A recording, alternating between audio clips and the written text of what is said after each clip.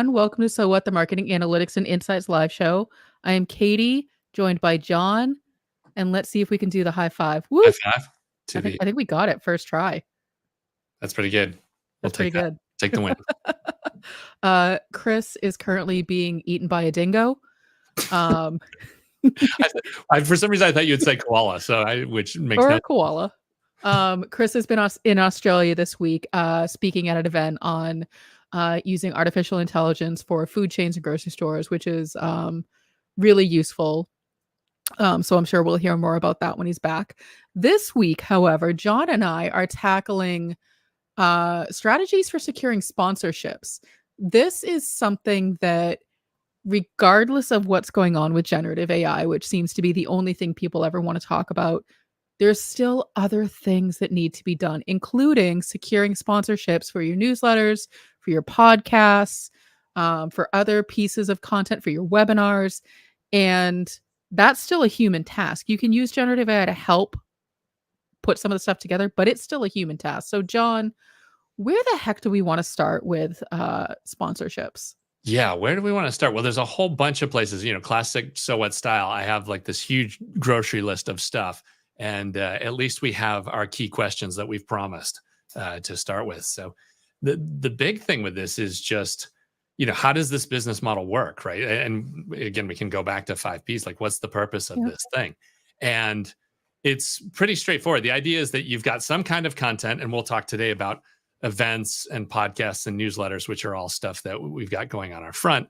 But, how can you make this a viable business model? That's really the question. And there's a bunch of different approaches. Just as background, I started out my career at a tech event company where we were doing hundreds of events a year for the top 40 tech companies. And that was quite an adventure for a number of reasons.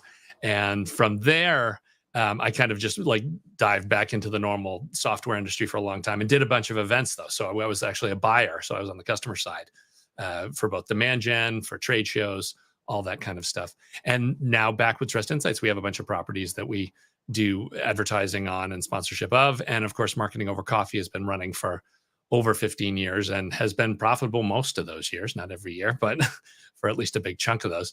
And so all that said, though, still, I am not, an expert in this space. I mean, there are people that at Dreamforce sell $1 million booths and do crazy stuff like that, which is a whole nother thing. But we've got enough stuff in front of us today to kick around. We had originally talked about the Media Kit as a place to start, just something that people could understand. So let me throw this out into the stage, and we could even be a little less piker here, and I could go to full screen so we can see the way that should really look. Well, and as you're pulling that up, I think that you started in a really interesting place with, the 5 Ps, and the 5 Ps are purpose, people, process, platform, and performance. The first P being purpose. And I think that you need to be really clear about the purpose of bringing on a sponsor, because there can be a lot of strings attached to bringing on a sponsor. So, at a high level, people are probably like, oh, I just want, extra income if I bring on a sponsor. So they're going to pay to be featured on my thing. Yeah, that's all well and good. But, you have to think about what kinds of sponsors are appropriate. What's the benefit to the sponsor? What's the benefit to you? How much due diligence are you doing with vetting your sponsors? I mean, I listen to a lot of true crime podcasts. My husband really likes podcasts like Conan O'Brien Needs a Friend, which are 2 different genres. And those are the types of podcasts that always have sponsors. I mean, we're talking sponsors are commercials. If you watch TV, commercials are technically sponsors. You have to think about who your audience is. And John, I know when you are vetting sponsors for Marketing Over Coffee, sometimes you'll toss to me and be like, is this a legit thing? What do you think about this? Because it's more than just, oh, great, someone wants to give me money. You really have to think about the purpose of the sponsor. So you have the Media Kit for Marketing Over Coffee. Do you want to walk through what even the heck a Media Kit is? Yeah, sure. But I mean, you brought up some cool points that I want to hit on a little bit. Like, one is credibility and authority, right? Like, that is the value prop for a lot of sponsors. The fact that if they sponsor your show, there's an implicit endorsement from the hosts, or from the company that's supplying that. And so, yeah, it is interesting. You have to worry about, and there's different levels of that. Like some of the podcasts you're talking about that have millions of downloads, then it's just kind of understood like it's a TV commercial, that people are just putting it on there. And that doesn't really mean there's much there. But as you go down the line and get into smaller and smaller verticals, that gets to be really important. The fact that certain people choose not to work with certain types of sponsors because it violates their mission or it offends their audience. And there's a bunch of different screening things that can go into that. So yeah, that's a big part of it. But okay, so the media kit, now this is an interesting thing because on the surface, people think, well, this is just the sales thing. Like when somebody inquires about sponsoring, this is what gets thrown to them. Another word for it is rate card. You'll hear that kicked around.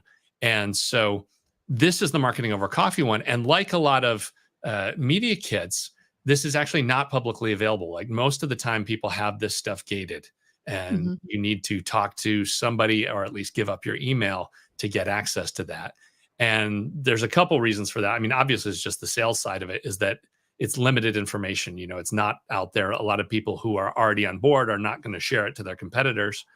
And competing events or trade shows or podcasts or whatever, there's no reason to give them more data so that they can spreadsheet against you and undercut you or steal your good ideas and all that stuff. So for the marketing over coffee media kit here, it's a unique focus in that where at that lower end that I talked about, where it's more about credibility and authority and aligning with our audience. So you can see, I mean, we have, hero shot up on the front here. And then the, oh, that's interesting. It doesn't pull the full screen over. And I've been let down by Adobe here. All right, so we can at least go this route. Second page, this is the big deal. We give a quick overview of the show. And then, of course, we're stealing a little credibility from Dreamforce there, showing us there on the big floor. And then aligning ourselves with the rest of the audience. So these are the types of interviews that we have on the show. And, of course, these are cherry-picked as the most popular past interviews over the past 5 or 6 years. Debbie Millman, champion on branding, probably the smartest person on branding alive or dead even. She's alive, but she knows more than even the dead people. Aaron Clift, CMO of Waze, Simon Sinek, Start With Why, David Meerman Scott, of course, the new rules of marketing and PR, Seth Godin, legendary marketer, and Ann Handley from Marketing Profs, who has a huge following in this MarTech space, and we've done a bunch of stuff with them. So this is what we talked about, credibility, authority. It's like, okay, if you are a sponsor of Marketing Over Coffee, you're aligning yourself with this audience and these types of presenters. This is the kind of content that we're offering. And that is another part of the, the value proposition is that we can make content that they can't create. Like some small to mid-sized company is not going to be able to get Ann Handley or somebody like that to come do a webinar for them or do something if they're not going to cough up a chunk of money. And rather than them paying Ann to get in front of an audience they already own, you could actually get a little piece of Ann's knowledge in front of a whole new audience that you don't have any access to. So it's a more effective way to get your name out there and aligned with some of these folks. What if you don't? So Trust Insights, for example, we have the In-Ear Insights podcast. We don't have high caliber guests on our podcast. It's just myself and Chris. And so in that instance, what are we? So this I can understand because you're borrowing, as you said, that credibility from some of your guests and from some of the events you've been at. What kind of credibility does a podcast that doesn't have guests need to demonstrate? Yeah, to come on. Well, I mean, don't underplay, that show because you've got Christopher Penn with, 225,000 email addresses on his list, and you've got yourself as CEO of Trust Insights. So that's a big part of the branding there, right? Like for that show, I would instantly be looking at Macon and at the Women in Analytics group and, some of these groups that you guys are already affiliated with and have demonstrated that you're leaders in the field there. That gives you that same kind of credibility. But yeah, it's a huge challenge. And, especially with podcasting, as far as getting guests is just huge because it gives you additional content. It gives you access to their audiences. You get to access different kinds of fan bases. On the flip side of the coin, it's a whole huge additional level of logistics and headache of trying to line these things up and working with people. And, I've been chasing Malcolm Gladwell for like 5 years and have missed him like 3 times. And that's just, I'm never going to see a nickel or get any thanks for any of that, except for today, damn it. But If you're that's, listening, I know. Maxwell Gladwell. I know. Malcolm Gladwell, I'm coming to Malcolm Gladwell. get you. I'm so good. I butchered your name. I'm so sorry. That's all right. Malcolm is not worried about it. He is laughing all the way to the bank with everything he's got going on. He's killing. And so I do have, in fact, I've got Chris's media kit and speaking kit too. We can show that off a little bit too, to go through some of that stuff so you can see a different approach on that. But yeah, it's, you pretty much have to, talk about the expertise of the audience and the followers they have. And then you can go over to the other side and just start talking about stats, X number of listeners, and we're in these verticals and the listeners are these types of people. So there's a bunch of different angles over there. But yeah, having notable guests, and this is like a total chicken and egg thing too, right? It's like, if you have never had any great guests, how do you get the first great guest? And the secret answer to that, we always say, and for Marketing Network Coffee won't be in the show notes, but we'll tell people who are listening today, is these people all come out with books, right? Everybody that wants to be a speaker, they'll come out with a book. So you need to find out when their book is coming out, because in the 6 months up to their book going live, they will talk to anybody that has an audience that wants to help put the word out there and help their thing sell. So that's kind of the way to get to people that who normally would never take your call and kick you out of their office. You can skate through and get a little bit of extra attention at that time of year. Go ahead. I was going to say, so let's say, and not to undersell, my qualifications, but just to use me as an example. So let's say, I'm part of this package. I'm not someone who has a ton of social media followers. I don't have my own personal email newsletter outside of the Trust Insights newsletter. So would someone like me really, instead of saying like, and here's my reach and here's my audience, I would really sort of lean in more to my expertise and the events that I've done? Yeah. So your value prop, you've got 3 points, right? It's credibility and authority that we talked about, to audience that they don't have access to, if you get a unique audience. And then 3 is content they can't make. So if you're able to talk about stuff. And there's also an interesting thing of, companies are never trusted talking about their own material, or nobody wants to read a white paper from the vendor, right? And nobody is believing the president of a company when they're talking about that. So third-party validation, you can still be talking to, you may know that, there's 3 people in the C-suite that know this stuff as well as I do, but you as a third-party independent individual are worth something to them, because you can talk and tell their story and even validate what they're doing. So yeah, it's all about, again, content they can't make. If you're able to create stuff and tell a story that they, for whatever reason, can't tell, that's unique value, and that's, people are willing to pay for that. Gotcha. Now there is no avoiding hitting the numbers at some point. And so on the third page of this, we say 11,500 impressions per episode. And that is, it doesn't swing wildly. Like, it rarely goes down below 10,000, but for popular interviews, it can go up over 20,000. And even, we've had some interviews that have now been around for like 5 years. But that is a critical point too, for podcasting specifically, is this stuff has a huge long tail. Like, a lot of digital ad buyers don't understand that. They pay their $10,000 for this month, and as of the 31st, when the 31st passed, that money is burned in a pile, and there's never going to be anything that's going to come of that. Whereas interviews can sit around for 5-7 years and still pull traffic and draw. I mean, we have an interview with Jeffrey Moore, right, the guy who created Cross the Chasm, that still pulls in like 300-400 a month, every month, like clockwork. And so the sponsors get those impressions for life. So that's kind of an interesting value there. And then a big thing for us is pushing across all channels, right? We have an email newsletter, we have LinkedIn members, we have all these other things. And so, yeah, and there's a bunch of sales stuff we can dig into and talk about that I had stacked up here. But the idea is that, when you're selling this, you really want to be appealing not to the lizard brain that's looking at numbers and the facts and, is this a risky thing or not, but to the higher brain of like, is this something we want to be associated with, and creating a story that they want to come along with and be a part of. Basically it's hey, we're creating all this great content. We want you to be a part of this, and this is going to be great stuff. So we're not going in deep. I'm not talking now. We do have the stats, and this is again another gating thing. If somebody gets this, usually this next question I get is, can you share more demographics? Who's the audience? Who are they? What are they doing? But this is the bellwether of, okay, look, are you excited? Like, do you want to be part of this? Do you feel like this is a fit? Is this a match for you? Because if they are willing to, continue as of just getting this grand story, then you've got odds to talk to them more, and you still haven't like spilled all the beans as far as who exactly the listeners are and where they come from and what they do. You've got more time to talk. And then it's for the rate card, it's always rack rate. This is a great point too that doesn't get mentioned. Like when you talk about rack rate, that's the worst price. Like they put this price out there and they know that, if somebody finds the paperwork that isn't supposed to, if they pay this price, that's fine. We're not going to lose any money on it. Like we're all good. And so if you're a real customer that's been around for years, like you can definitely say, hey, well, I've got $10,000. What can we do? Or you can negotiate. That's the bottom line. The rate card is usually always open to negotiation.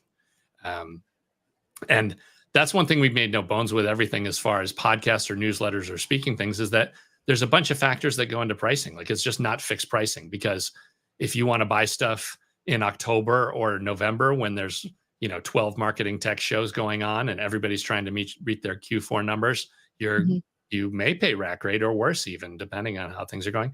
And if it's the middle of June and everybody's off for the summer and we've got excess inventory, well, John's crazy house of discounts is ready and willing to fire up the bargain machine, and we can make stuff happen. Well, so let's talk a little bit about withholding some of the statistics, especially the demographics. So I've seen media kits that include all of that information. So here's the, breakdown of job titles. Here's the breakdown of genders or, income or whatever, the statistic is. And, I feel like this also falls into the category of that debate of, do you put pricing on your website or not? How much publicly available information should there be when you're thinking about your strategy for, landing sponsorships to sell sponsorships? And so, can you talk a little bit more about the pros and cons of withholding some of that information? Or where do I guess this comes into thinking about your strategy, like where do you draw the line of here's how much information you can have up front, but you have to reach out to me for more? Yeah, it's so it's a sliding scale, and it really depends on the size and who the buyers are. Okay, so because you really there's usually in this space and for this stuff, there's 3 different types of buyers. You have at the bottom are demand gen people, so they're spending money and they're hoping to see business return that quarter. They want something that's gonna they're going to talk about their new thing, and they're hoping that people want to buy it right now. And there's usually a direct offer on that. The next level up is just straight advertising, where they're doing it for awareness, but they're not as concerned about the fact that like, hey, let's get everybody to this website before the end of the month. It's just, hey, we're doing that work of like, we need to be in front of the right people 8 times over the next 2 quarters so that when they are ready to buy, they remember our name. They just know that we're there and they can come through. And then at the top of the pile are just branding people. There's orgs that are just like, yeah, we just need to be in front of 2.4 million people every quarter. And we know that that's going to, keep our pipeline of leads where it needs to be for us to meet our quarterly goals for the stock price.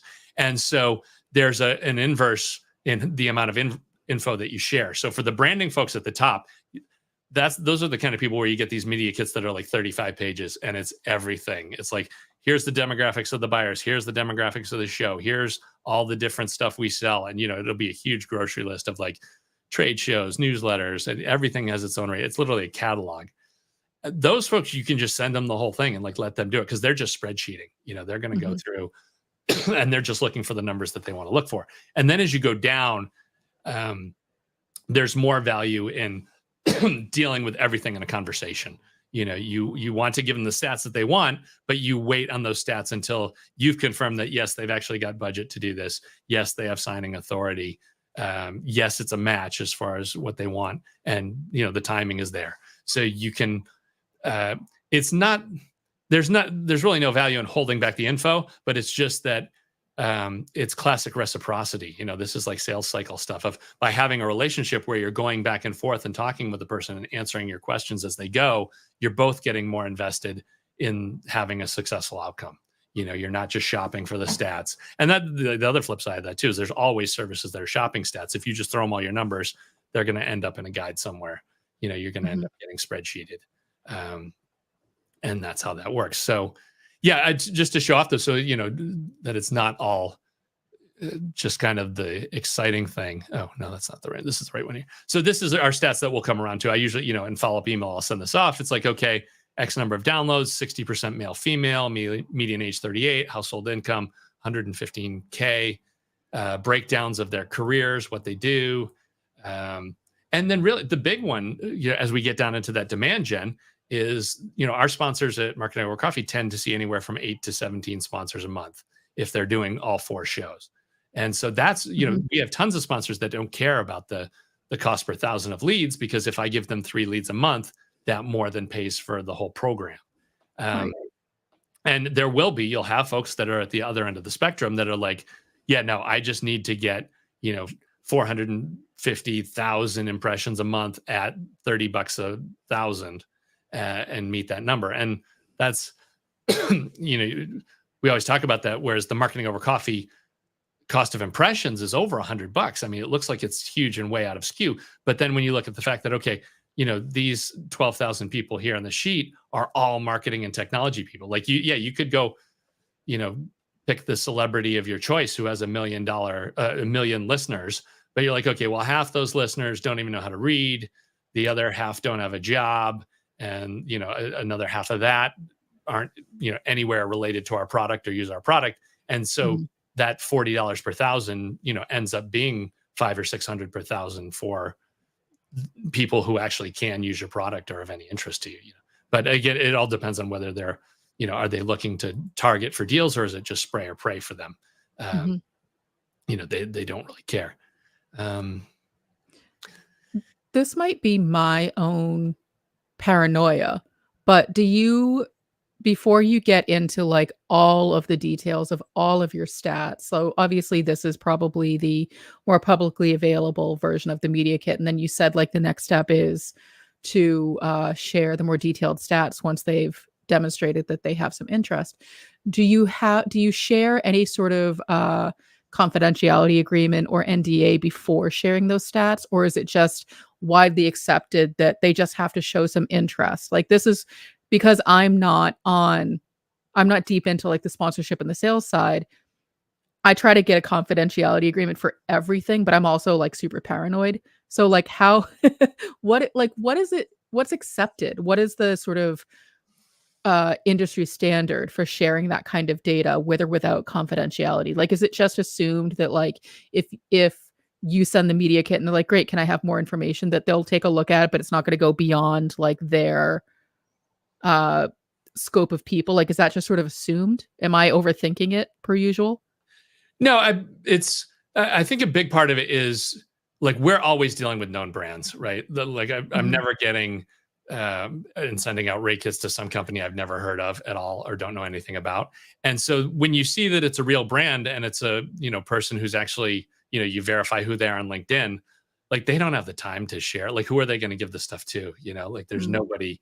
They literally want to get this done and off their plate as fast as they can. So there's no incentive for them. And then the other side of it is usually everything we talk about is stuff that they want us to brag about on the show. It's everything is public knowledge there. And yeah, at the end of the day, we want to sell as many sponsorships as we want. So yeah, there is some danger of our info getting out there, but the reality is, basically anybody that's got a checkbook, we're willing to give this info to. It's not, the only thing where it could hurt you is basically like, are they comparison shopping? Right. Are they going to take this and then go beat somebody else up on a rate for something else? Which you kind of have no control over, though. Yeah, it's true. You have no control over it. And the thing with that is you just need to that's a product fit thing, right? Like, I can say with absolute certainty that like, there's no podcast like Marketing Over Coffee. I mean, there's bigger podcasts and there's ones that go in different focuses that cover better stuff. But it's kind of like, if you're looking for every other week tactical review and Chris, who goes through 5,000 articles a week and pulls the meat out. And then, we have 10 years of authors. Like, there's nobody else out there that can do that. So right.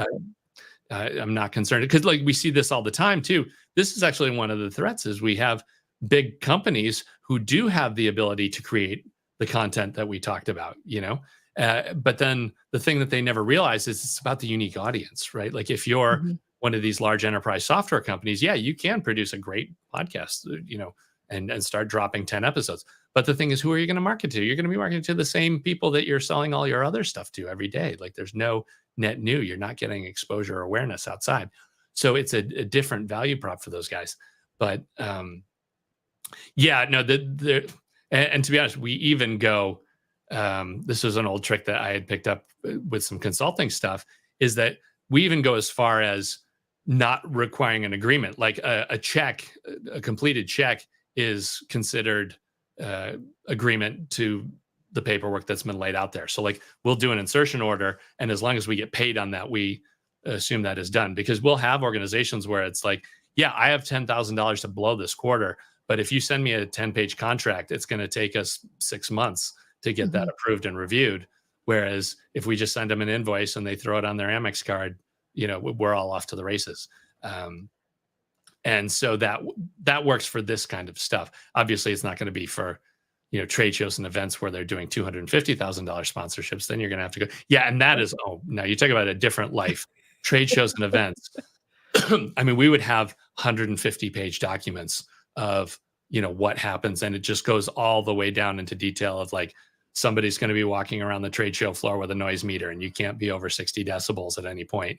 You can't put anything up in your booth over 7 feet high, and just a million things going on. And that was, our show director had a huge 50-pound binder that would walk around and, basically be the sheriff to rein people in when they started doing ridiculous stuff.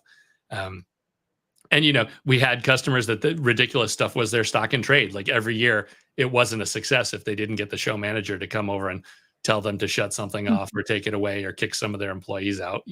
That's all part of the circus that it is. Well, and I guess that goes back to the 5 Ps of what is the reason to bring on a sponsor in the first place? And so then you go through the other 4 Ps of like what kinds of sponsors, who are the people that they're bringing, because they're bringing their audience too, not just your audience, but their audience. And so do you care if it's the general population, or does it still want to align with your specific niche audience? What is the process? And this is where we get into the media kit. How in depth does it need to be?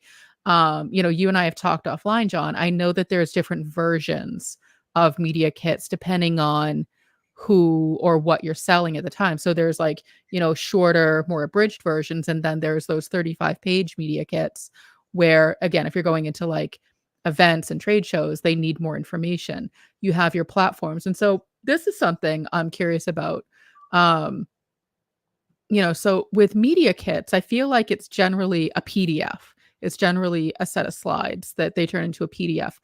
Are there, do bigger companies have more interactive media kits and case studies and, all that sort of stuff? Is it like very produced, or is a media kit essentially a set of slides that's turned into a PDF?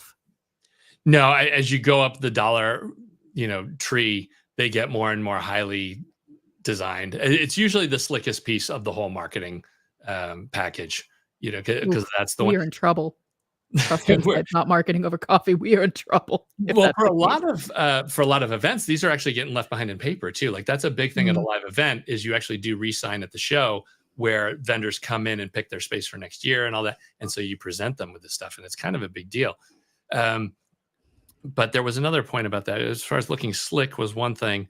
And then, even I've got Chris's here. We have his speaking kit to kind of show you, a different approach to it, where it's about places you've been, testimonials, topics that he hits, and then his whole social and worldwide imprint, showing the level of it. But now I remember the one I was going to pull back was, PDF is pretty much coin of the realm, because everybody knows that if they get a PDF, they're not going to catch a virus, right? Like gone are the days of people sharing Google Docs or sketchy links.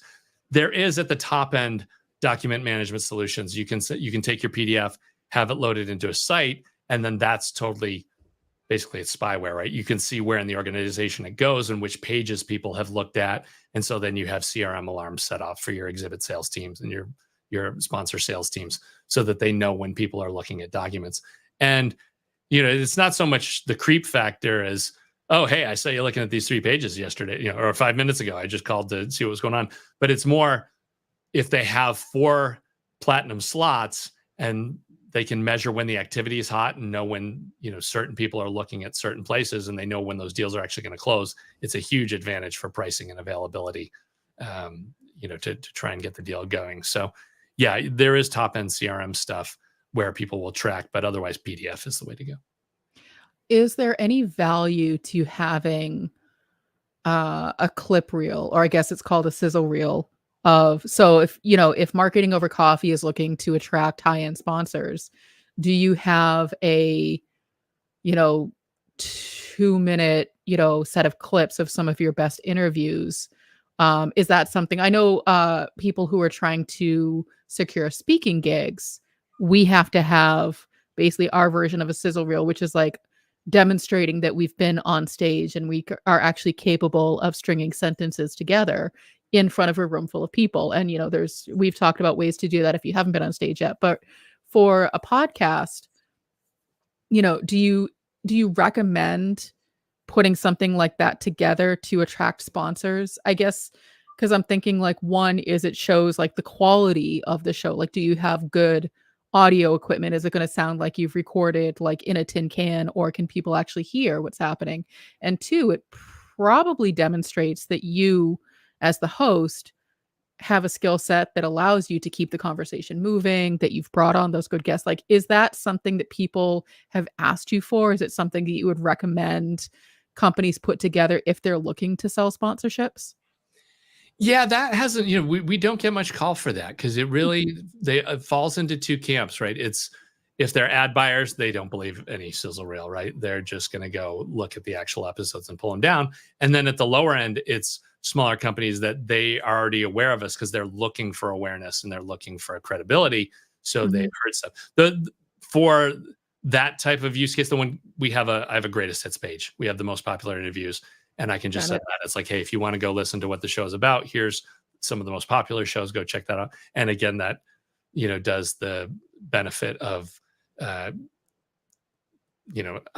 off the guests. And, it's got the big names because it's the biggest shows that are over there. And then, yeah, none of the content is gated, right? I mean, they can go listen to anything, anytime. And that's actually, in some ways, I guess that's a braver approach to it. It's like, hey, I'm not afraid of you to go listen to any episode. Just go ahead and go to the website and you can pull one down and see what's over there.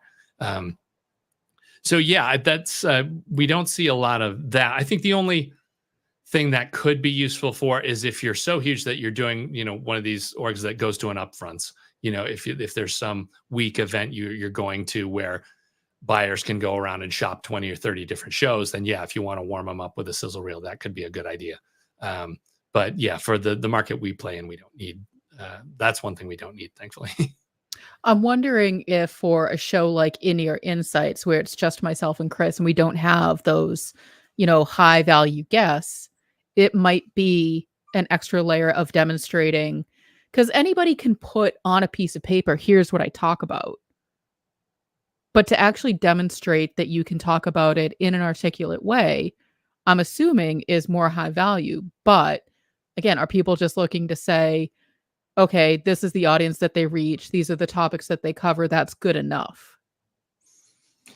Yeah, it's again, that comes down to the buyer. Like if they're looking for tonnage, then yeah, that is good enough. They're ready to go. But if they're looking for demand gen, then they're going to definitely want to dive in a lot further and see if your listeners are a match. Because yeah, for In-Ear Insights, right, you're talking about, I mean, it's people that are analytics minded. It's a narrow niche. It's marketing, tech, and analytics. You've got all on all those fronts. So then it's a question of, okay, so what brands are looking for those kinds of buyers, right? So you've got the whole array of marketing analytics tools is definitely an easy grab there. And yeah, it's I don't know. Well, this was a whole thing. I had dedicated some time to getting this stuff going, but there's the whole challenge of prospecting with this, right? Like it's a huge problem in that let me kill this here. As you're looking for people who could advertise really, the cold pitch as far as sending out a sizzle reel or trying to get somebody interested in the show undercuts you, because you're kind of putting out there that, hey, we're experts in the space and we know what's going on, but you haven't heard of our show. So, Mhm. where's the mismatch with that? And so there's a couple ways around that. One is looking for partnership distribution, or trying to come up with an angle so that you can welcome a sponsor in first just as a partner. Because really what you want to do is try and fill up the sponsor slots, even if it's with trades. But the goal is Mhm. to avoid remnant. You don't want to have shows that don't have a slot in them already. And that's training the listener so that they know that they're going to lose a 30-second or 60-second spot. And that's just part of the content, which is why they get it for free. And then the goal is to ladder up from there, right? You sell a couple spots, and then it gets easier when you've got some scarcity. You can say, hey, yeah, no, we're not filled this week, but I do have opening, a month from now or whatever. Um, Mhm. and yeah, so it's a lot of times with smaller casts, what we see is you do a media partnership. Like you go to somebody and say, look, do you want to sponsor this for 6 months? Like you're going to be the pioneer sponsor or whatever you want to call it, come up with a great name for it. Mhm. Whereas, and even it's not even a heavy spend, but it's that they'll agree to promote it also to their channels, or you'll feature some of their content. I think for you guys, that's an angle as far as you could talk about topics that a specific vendor covers, and you don't even have to name the vendor, but it's hey, here's the 5 things you need to know when you're in this space. And, Mhm. oh, by the way, that vendor can say, hey, these are the 5 things and we do these things great, and they can repurpose that content. That's an angle to go for. But yeah, it's a tough sell. I mean, there's a billion podcasts out there, and I don't know, listening habits have changed so much over the past, year or so, with Spotify making bigger jumps and got more audiobooks coming into the cycle. Um, yeah, it's becoming kind of a full Red Sea as far as, churning and fighting over ears. But yeah, there's still space there if you're telling a unique story. I think again, this sort of goes back to where you started, John, of the 5 Ps and really understanding the purpose of bringing on a sponsor, but also a sponsor who's seeking out places to, do their ad buys, really understanding what their goals are. So those goals need to align. So is it awareness for your show and for the sponsor? Is it leads for the sponsor but awareness for your show? That could be a mismatch.